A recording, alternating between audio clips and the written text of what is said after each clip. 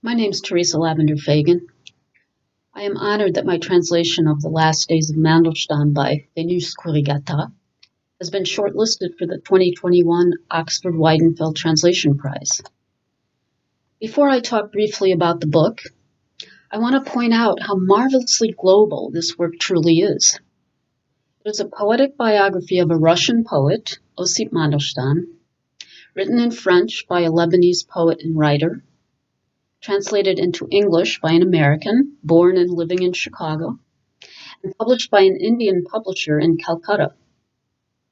This book, in relatively few pages, reflects a love of and devotion to the written word, to language, to literature, to poetry, a devotion that spans the globe.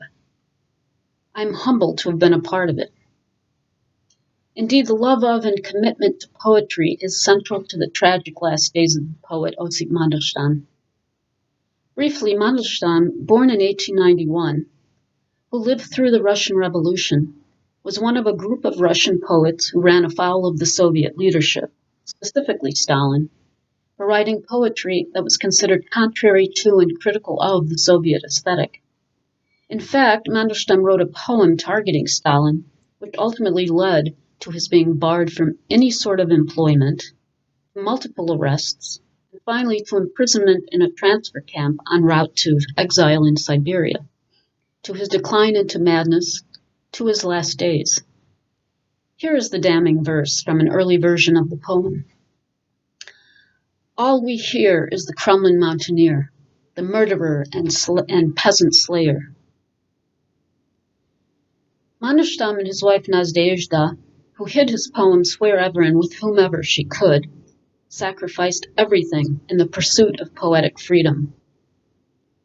Khoury-Ghata's book succeeds in making the reader truly feel the power of the written word, of poetry, of how human beings can be willing to die for it. In translating the book, my challenge was to echo the author's poetic voice, to make an English language audience in an age when just reading literature and poetry seems almost drowned by our electronic pastimes, feel the tragedy of the last days of a man who literally died for his poems. I'd like to share a selection from the translation, the opening pages, which present Mandelstam during his last days. Lying for months, how many, on a wooden plank, his mattress, Mandelstam wonders if he is dead or still alive. After the first month, he stopped counting. Less ill than he, his neighbors might let him know if he is still alive. But typhus is decimating the camp. 3 out of 4 deportees are stricken. A thick stench of sweat, urine, diarrhea. Peasant workers or sentenced prisoners, none of the deported know who Mandelstam is. He is the only intellectual in the group. His neighbor raises Mandelstam's arm when the morning bread is handed out, but keeps Mandelstam's ration for himself. The poet Osip Mandelstam isn't hungry, isn't thirsty. The poet Mandelstam spends his time listening to the erratic beating of his sick heart. 47 years old, he looks twice that. Even dead, his bunkmate would continue to raise his arm to get his bread ration. Unable to speak, Mandelstam is unable to protest. His lips quiver, but no sound comes out of his mouth. He recites the same poem out of fear of dying, repeats it even in his sleep and when he manages to dream. He is in a labyrinth. He is walking carefully so he won't brush against the walls clammy in the humidity. A man is following him. His steps are heavy, deafening. You see, I've caught you. Mandelstam, turning around, recognizes Stalin by his mustache. You will have only my corpse. My poem about you will live on. Forbidden from working, from publishing, pursued in city after city, searches, arrests, torture, exile, cold, hunger. You've put me through everything for 30 years, but my poem is stronger than you. Do you want me to recite it for you? All we hear is the Kremlin mountaineer, the murderer and peasant slayer. Stop, I know the rest. Stalin laughs as if it is a good joke. His laugh shakes the walls, shakes Mandelstam. Admit that I frighten you. The proof, you're hiding in a labyrinth. Admit that my poem frightens you. Otherwise you wouldn't have hidden me in this labyrinth. But know that I won't retract a single word.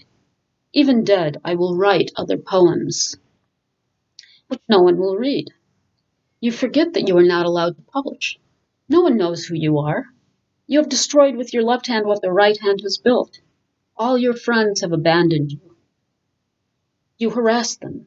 You imposed your presence at their tables, slept in their homes, though they hadn't invited you, you and your mad wife, two beggars, without dignity. You have exhausted your friends. You have worn them out. My true friends are the poor, the starving, who stand in line for a bowl of soup.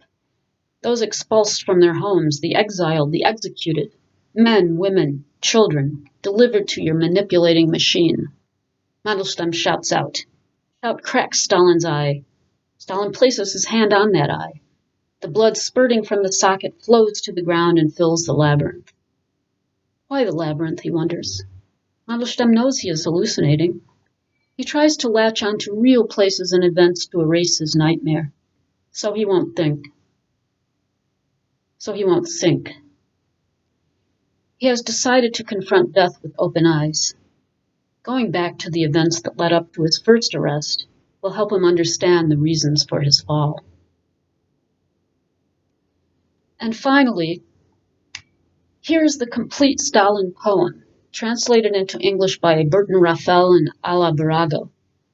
It is the final version, written in November 1933, which led to Mandelstam's arrest in May 1934.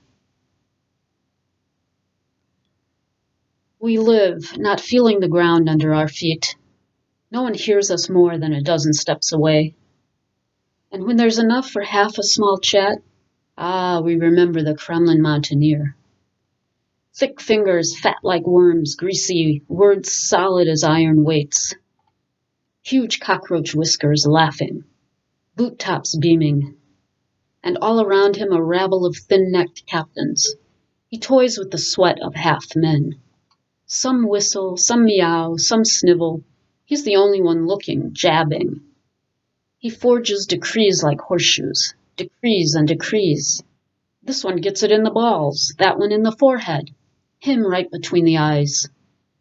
Whenever he's got a victim, he glows like a broad-chested Georgian munching a raspberry. Many thanks for your consideration.